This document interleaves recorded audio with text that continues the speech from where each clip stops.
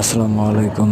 নোয়াখালী যাওয়ার পথে ভাবলাম যে একটু গ্রামের ভিডিও করি। আমার খোলা আকাশ আর সবুজ ঘাস এগুলো অনেক পছন্দ। তো খোলামেলা জায়গা আমার অনেকই পছন্দ। তো ঢাকায় থাকতে থাকতে অনেক ক্লান্ত, অবশেষে নোয়াখালীর উদ্দেশ্যে রওনা দিলাম। নোয়াখালী যাইতাছি। তো এর মধ্যে অনেক কিছু চোখে পড়লো, ফাঁকা জায়গা, ফসলের ক্ষেত।